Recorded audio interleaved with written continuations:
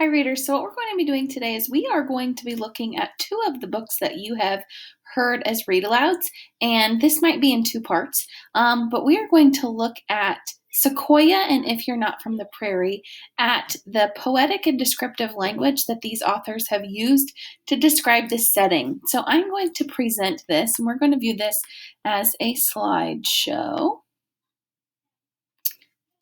And we are going to look at this page by page. So this is in Sequoia.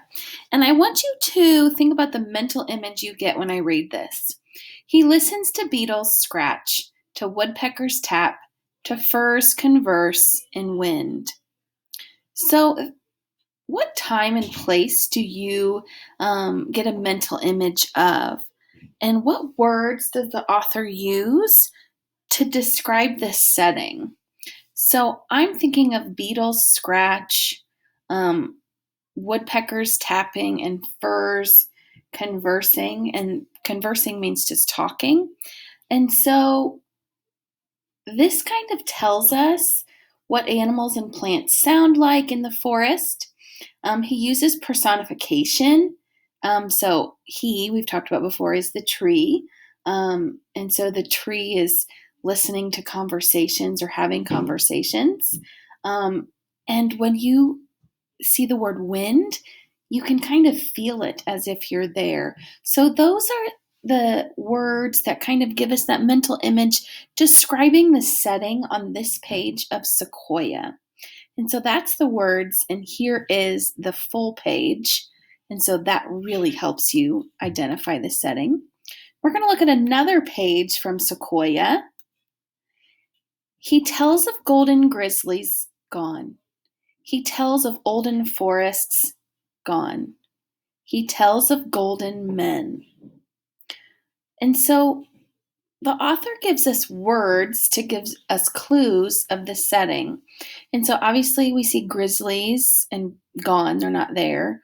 Olden forests, and they're gone, and golden men. So I'm envisioning grizzly bears, forests, and men, but the grizzlies and the forest are gone.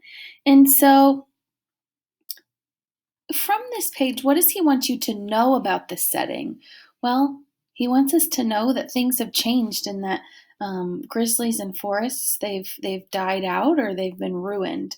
So he shows us what's missing in the setting or how it used to be. He shows us the change in the environment with the forests that are gone. And he shows, even though it doesn't talk about sequoias, it talks about how sequoias have been around for a really long time. And so that's the text, and here is the picture on the page. And so now we're going to think about the prairie book that we read about today, what types of language that author uses to really describe the setting.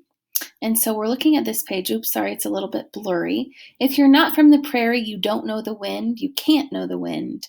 Our cold winds of winter cut right to the core. Hot summer wind devils can blow down the door. As children, we know when we play any game, the wind will be there, yet we play just the same. If you're not from the prairie, you don't know the wind.